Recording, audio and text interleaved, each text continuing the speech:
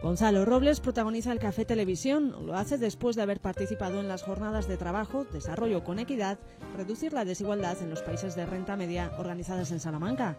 Gonzalo Robles califica como positivo el balance de los objetivos del desarrollo del milenio fijados en el año 2000, al haber atajado la pobreza extrema o haber facilitado el acceso al tratamiento del VIH a millones de personas.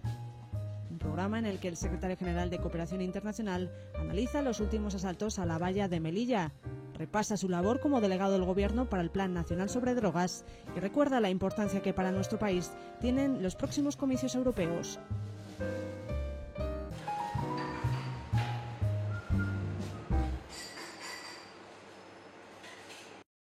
A lo largo de esta legislatura iremos cerrando países en los que los programas de la cooperación española eran ya muy poco importantes, eran muy pequeños, tenían poco impacto, y saldremos de 48 y nos quedaremos en 23. Europa no puede abrir sus puertas a millones de personas porque sería imposible, sería la convivencia, no ya solo los recursos, sino la convivencia sería imposible. Hacerlo posible porque allí haya gente seria, rigurosa, que pertenezca a grupos políticos que tienen fuerza y que tienen cercanía con los que mandan. Hicimos proyectos muy innovadores como los kits sanitarios. Bueno, todo aquello, por lo tanto, mejoró. Nos encontramos con otra situación emergente entonces, que eran las drogas sintéticas. El mundo sigue siendo muy insolidario en muchas cosas, muy injusto, le falta capacidad institucional a muchos países, hay una mala distribución de los recursos, hay fugas de capitales, hay corrupción. Hay muchas cosas, hay muchos defectos en el mundo, ¿no? Hay muchas heridas abiertas en el mundo, ¿no? Estaba hace unos meses en el campo de refugiados sirios en Jordania, en donde hay miles de personas en este momento refugiados viviendo bajo el paraguas de Naciones Unidas con la ayuda humanitaria, entre ellas la de España, que eso provoca unas situaciones humanas tremendamente críticas, ¿no? Lo que estamos viviendo, por ejemplo, en este momento en el Sahel, una zona prioritaria para la cooperación española, el Mali o el Níger, ¿no? Es decir, con la presencia del terrorismo islámico, ¿no?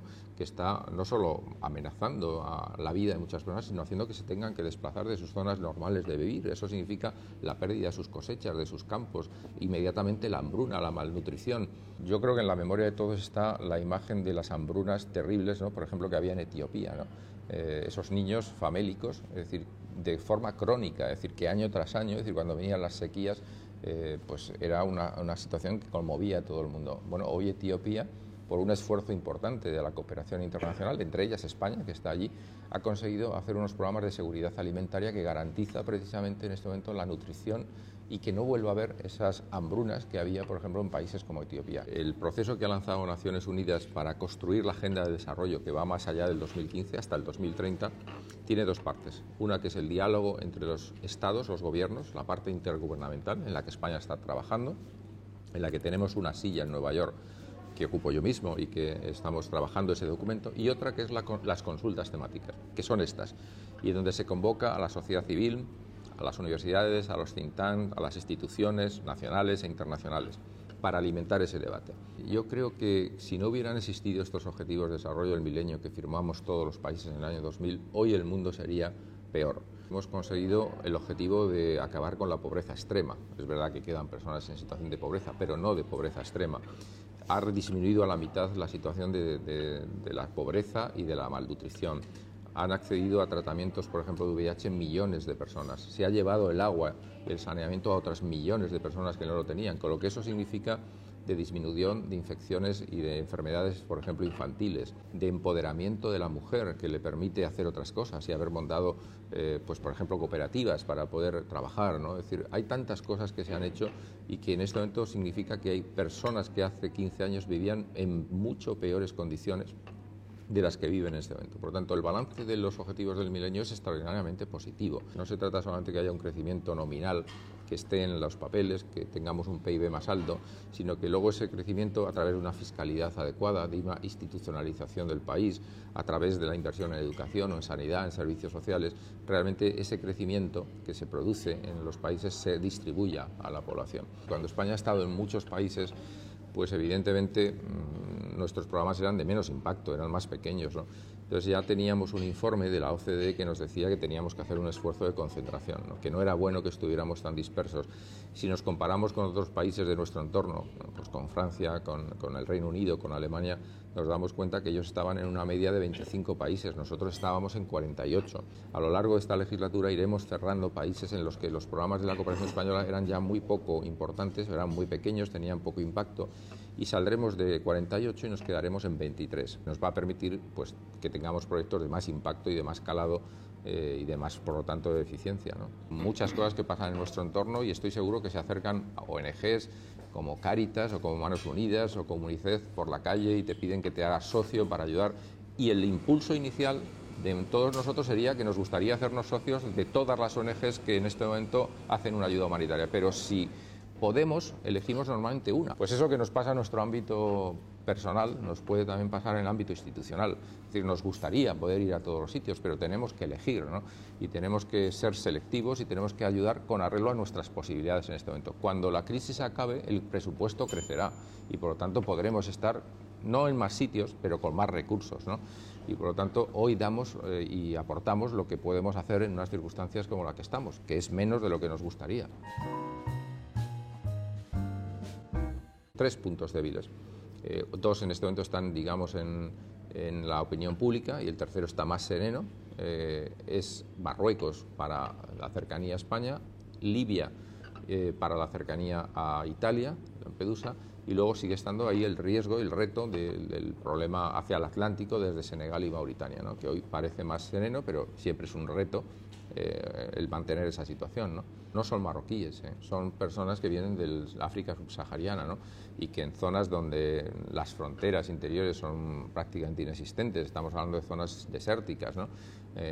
Prácticamente sin puntos fronterizos, que la gente se puede mover empujados por rutas tradicionales en África y empujados por esta situación, por una parte de crisis económica y hambrunas y por otra parte de la presión que hacen los grupos en este momento de Al-Qaeda, que están en la zona precisamente del Sahel y que hacen que mucha gente se tenga que estar desplazando. Vienen porque tienen una situación en sus países de origen evidentemente muy mala, ¿no? Hay que actuar en varios frentes, desde luego la colaboración política de seguridad policial que se está haciendo con los gobiernos de la zona, muy especialmente con Marruecos, que está trabajando implicados con nosotros, pero también la otra forma es la que le explicaba, trabajando en los países de origen de la emisión de la inmigración, trabajando en Mali, trabajando en Níger, trabajando en Mauritania, trabajando en Senegal, trabajando en Ghana, trabajando en Guinea, es decir, para que haya recursos, para que haya posibilidades, para que no necesiten realmente buscar otro sitio, para que en sus países de origen no solamente puedan llevar una vida razonable en materia de alimentación, de seguridad o de salud, sino que tenga una expectativa de futuro, ¿no? América Latina hace 20 años era una región en conflicto permanente, ¿no? Y hoy América Latina es una región estable, lógicamente con algunas peculiaridades, pero en conjunto es una región estable y por lo tanto, es decir, con una expectativa de crecimiento. De hecho ha sido una de las regiones que más ha crecido durante estos años, que significa que cuando se hacen bien las cosas desde el punto de vista institucional, de inversión, las cosas funcionan, ¿no? Marruecos es un país en este momento de rentas medias, que está creciendo, que está haciendo bien las cosas, que está institucionalizándose, que está avanzando en democracia. Por lo tanto, hay modelos muy cercanos a nosotros que demuestran que se puede funcionar. Hay situaciones evidentemente luego también muy complejas, ¿no? Vivimos en un mundo globalizado en donde las cosas que pasan a 12.000 kilómetros nos afectan a nosotros, y como estamos viendo, al final la crisis de Siria, que parece que está muy lejos de nosotros, significa que los desplazados sirios están en este momento buscando refugio en muchas partes. Han llegado a pedir refugio y hay ya cientos de miles de sirios en el norte de África intentando cruzar a Europa y por lo tanto, es decir, parte de esas avalanchas que estamos intentando ver, también hay población siria que está allí. Es decir, si no intervenimos en Siria, los sirios que están siendo masacrados están buscando una salida y están, por lo tanto, buscando un sitio donde vivir mejor. Por lo tanto, hay que intervenir en Siria, aunque sea humanitariamente, es decir, para dar solución a estos problemas. Las crisis, por ejemplo, que he citado con el terrorismo islámico en Mali, en la hambruna, todo eso empuja a la población del África subsahariana hacia el norte de África y busca de una vez más venir a Europa. Hemos visto en Lampedusa, en Italia, desgraciadamente los incidentes, estamos viendo lo que sucede en Melilla, ¿no? Todas esas personas no solamente vienen por pobreza, que la tienen, vienen sobre todo por desesperanza. si no se lo damos de una forma, la van a buscar de otra, ¿no? Es decir, es evidente que Europa no puede abrir sus puertas a millones de personas porque sería imposible, sería la convivencia, no ya solo los recursos, sino la convivencia sería imposible. La alternativa es ir precisamente a sus países a ayudarles al desarrollo, es a darles capacidades, a darles recursos, a afianzar esa población en sus lugares de origen y a que, por lo tanto, es decir, haya una alternativa de vida también a estas personas. Lo que estamos invirtiendo en cooperación es, primeramente, solidario, humanitario, pero también es seguridad para nosotros, también es el desarrollo de esos países, es seguridad y tranquilidad para el resto del mundo, ¿no? Y por lo tanto, un mundo globalizado tiene que entender que los problemas son también globales, ¿no?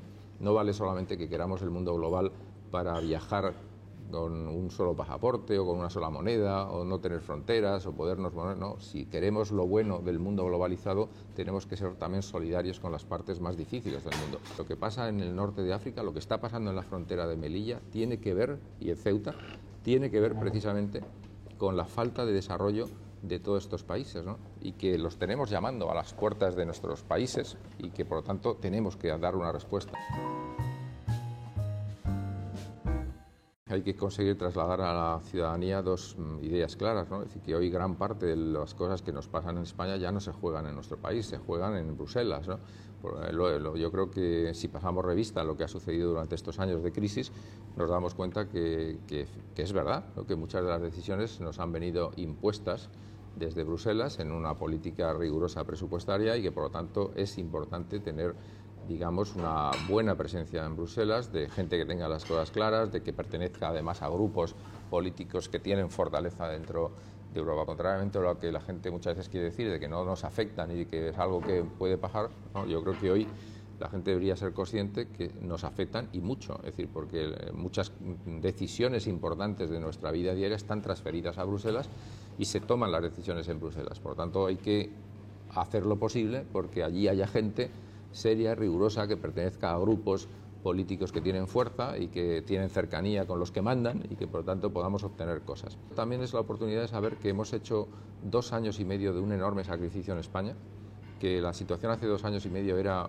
de catástrofe monumental, por decirlo en lenguaje muy coloquial, que estábamos al borde del precipicio, que se han tenido que tomar decisiones difíciles y duras, pero que están resultando, ¿no? Hoy poca gente duda ya de que estamos claramente en la salida del túnel. Otra cuestión es que el ritmo vaya a ser más rápido o menos rápido, es decir, porque las cosas son las que son. Hay una luz ya que se ve en el túnel, hay datos claramente de crecimiento en muchos aspectos y, por lo tanto, que eso no deberíamos en este momento echarlo por la borda, ¿no? Esa tendencia sería peligroso, ¿no? Sería un poco absurdo haber hecho un esfuerzo de una gran capacidad para ahora perderlo, ¿no? Y eso significa, barriendo para casa, que el Gobierno y el Partido Popular han hecho un gran trabajo, yo creo, difícil, porque decirle a la gente las cosas difíciles que había que hacer a nadie le gustan. Ahora lo que hace falta es consolidar esa política, no ponerla en peligro, ¿no? Y por lo tanto sería muy malo que los mismos que, por decirlo muy coloquialmente, que estamos en ensayo, los mismos que se cargaron España se vayan a cargar ahora Europa, ¿no? Es decir, porque es que,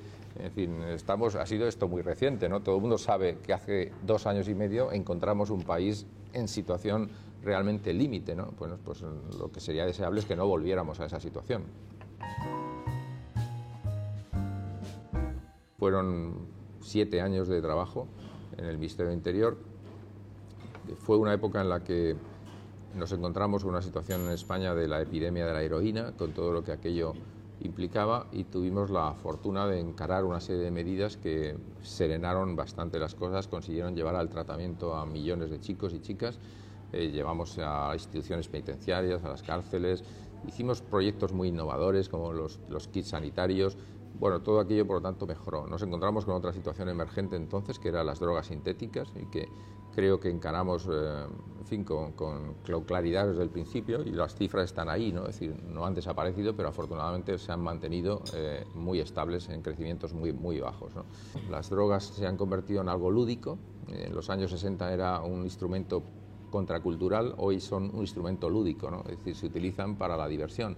Y evidentemente estamos en una sociedad muy hedonista, muy de diversión, los jóvenes salen a divertirse y, por lo tanto, esto es como, digamos, como una enfermedad crónica a la que una sociedad se tiene que enfrentar de forma permanente, porque cada año hay nuevos adolescentes que quieren experimentar, que quieren probar, y por lo tanto lo que hay que hacer es mucha educación, mucho trabajo docente, e intentar evidentemente pues también que los que se lucran y se benefician con el sufrimiento de muchas personas pues no obtengan ese beneficio, ¿no? Por lo tanto hay que manejar por una parte la prevención, la educación, por otra parte la asistencia a las personas que tienen un problema y por otra parte la represión de los traficantes, ¿no? Es decir, que sin escrúpulos ninguno pues son capaces de llevar por delante la vida de mucha gente, ¿no? Pero en fin, fue una experiencia muy interesante, muy gratificante. He trabajado y sigo trabajando mucho, José Antonio, es decir, los dos trabajamos como diputados, especialmente en la época de oposición. Cuando vas al gobierno, como sabes, pues tienes que dejar el escaño, ¿no? Y bueno, pues somos los dos que hemos representado esta provincia durante muchos años, ¿no? Y muy gratificante la relación personal y de amistad con José Antonio mucho tiempo, ¿no? Yo lo que echo de menos es un poco el Parlamento. A mí me gusta mucho la vida parlamentaria, ¿no? Pero también el gobierno, estar en la administración es bonito.